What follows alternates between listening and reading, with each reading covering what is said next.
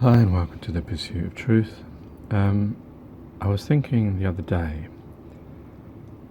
well, I'll tell you why I was thinking about it first, but it was actually in the other order that it came to me. But often people will question when they talk about flat earth and conspiracies and false flags about lying. Why would people lie? Why would people keep that kind of information away from the general populace? If there was more land, or or some people believe they're hiding God, which I don't believe. If you believe in the idea of God, there's no anything that a man could do based on the description that we're given of God being all powerful.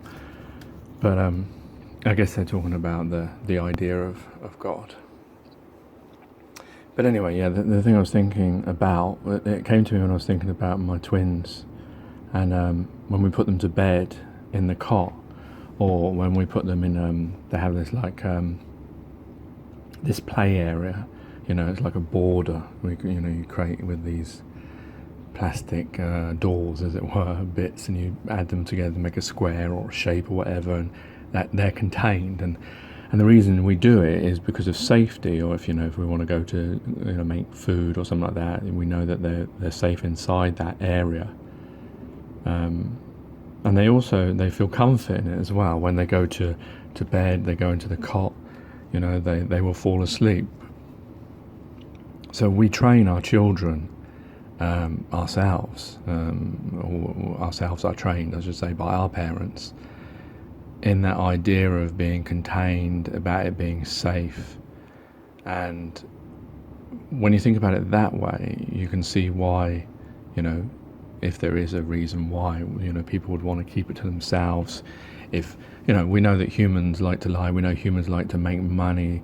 There's some people that, they wouldn't want to share things with other people. Now, I'm not saying there is more land than, or anything like that, because I don't know. I have no idea of the dimensions of this place. But it just made me think about, that is it's a concept that we already understand. So when people poo-poo it and say, well, no, well, what would be the reason for? But you understand that as parents, we already do that with our children. We put them in cots, in containers.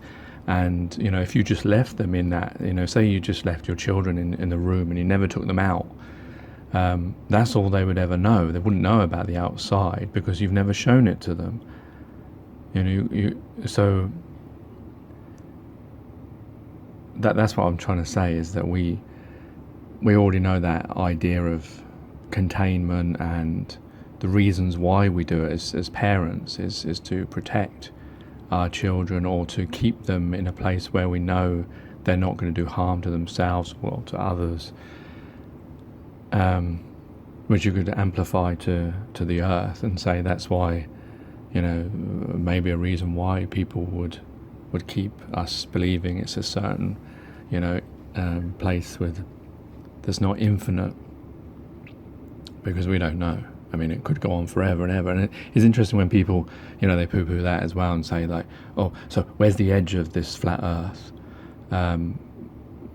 Which is because they've been programmed already, because like I saw at school these drawings of people and ships falling off like waterfall earths off a square edge.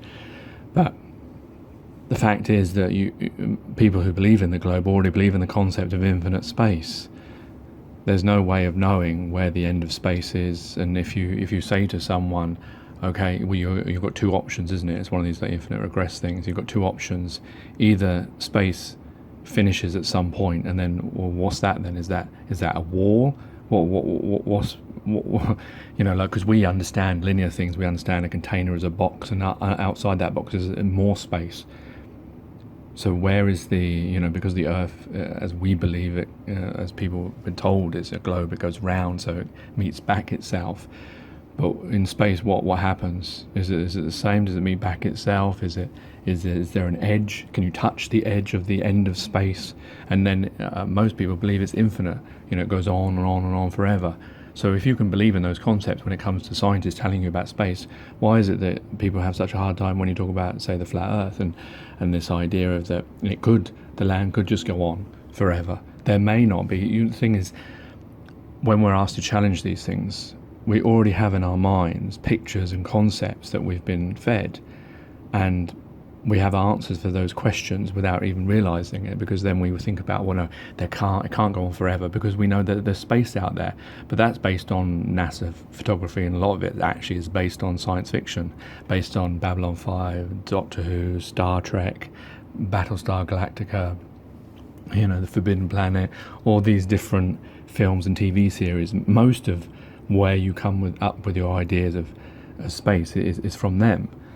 Or if not, it's from Hubble telescope, and you're assuming that that's real. Because of course you could be lied to. So that's always the possibility. Like we lied to children. We tell children that, oh, there's a boogeyman under the bed, and he's going to get you if you come out at night, or whatever. Story we tell children. Father Christmas, the Tooth Fairy, the Easter Bunny. Humans have a history of this. Now you're going to amplify that again to adults. So yeah, the problem is when you start to question things, you have to unpack your mind and remember that you've already been programmed about so many different scenarios you don't even think about. Like I'm saying, that people will argue about, no, it can't be an infinite Earth because there's all this space. What's going on there? And you're assuming that there's planets. You've seen Jupiter, you've seen Mars. Well, no, you've seen drawings of them, or you've seen them on TV series, but you haven't seen them with your naked eye. Even if you have a telescope, all you can see is little blobs with your own telescopes.